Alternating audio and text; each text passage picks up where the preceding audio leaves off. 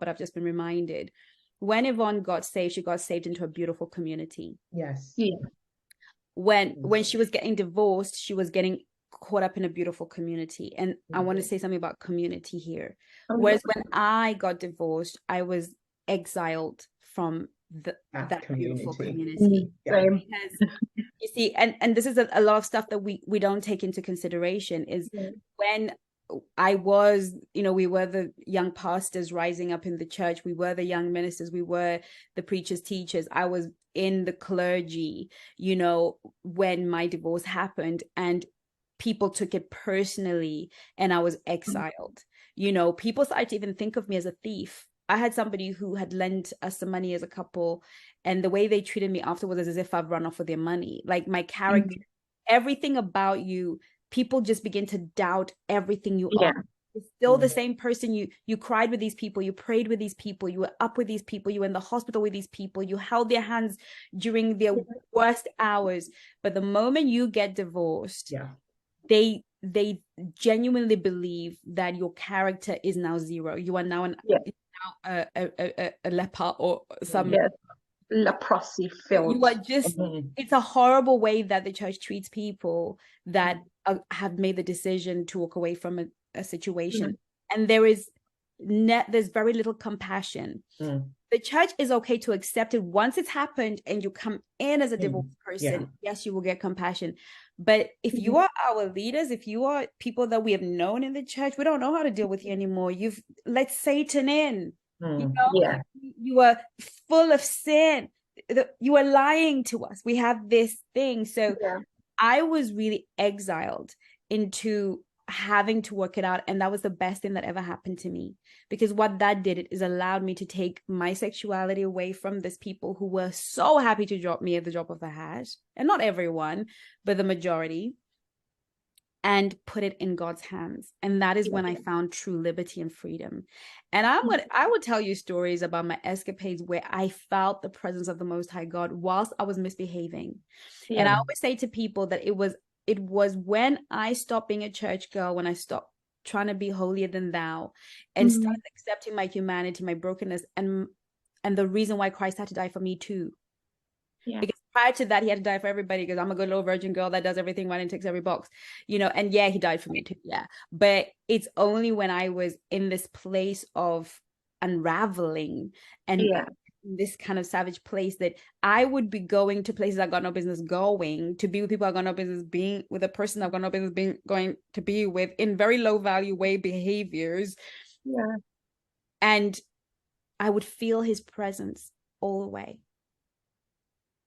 And I'd be like, can you just stay home? I don't want you here. But I would feel the presence of this big bodyguard. Like I had two, one on the left and one on the right. And I would feel, I'd never felt the presence and the protection of God when I was in church. Never. I never felt the presence and the protection of God when I was being a good girl in church. Never. I'm out here on these streets, no church, no pastor. I am the reject. I'm on here on these streets, and there's this insane presence. I would go to parties, and obviously I was naive as hell, and men would bring me drinks because they're trying to get with me at the end of the night. Do you know I'd get sober as the night went on? Literally, I would get the more drinks I drank, the more sober I became. God just really just sent forth his grace and was like, look, I'll hold space for you while we together figure it out. I never felt condemnation. I never felt judgment. I have never felt so much acceptance from the Most High than when I was in my mind at my worst. And so for me, it's not something I'm prepared to sacrifice for the organization again. This is something that I desire and long to and practice as hard as I can to live in sexual purity and in the fear of the Lord. But if I mess up, if I meet somebody and things go down, I'm not looking for approval I'm gonna go to the person I went to and there was no one there. And I know that he's gonna have his arms open and he's gonna dust me. I'm gonna start again. Okay. And this is truly, I feel, the experience that has been denied a child of God, through our desire to keep things pure, this call has become probably a saving grace for somebody who's stuck in this. We don't talk about it here. We don't deal with that here. Just don't do it. You know, that's it. And if you don't do it, God is going to bring you sweeties, and he's going to give you praises, and he's going to buy you a new dress, and he's going to give you a sweet little husband. So he's going to adore you and take care of you, make sure everything's okay. You know, and some of us are sitting there doing, if I do that, but you're hiding trauma, you're hiding your story, you're hiding your authenticity. And you're probably choosing not to date thinking I'm a good girl, but you're in the wilderness. Like Yvonne was saying, you're fasting in the wilderness and trying to come through like you really have self-control, right?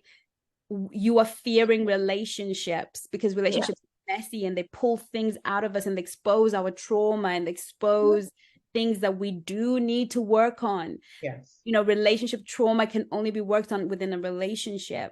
And we're sitting there playing church girl, and we don't understand that you will enter, you are more likely to be denied by Christ, because he's going to say, hey, you healed in my name, you were at church every week, you didn't have sex, you did all these things, but I don't know you.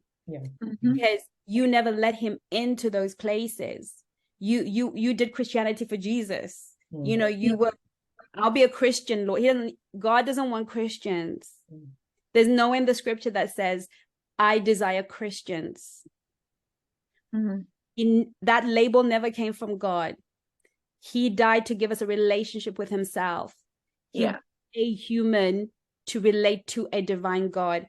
And he wants to take your hand, and through his word and by his spirit, transform you into his image. And that is a journey that will last a lifetime. But what we think God has ordered is Christians.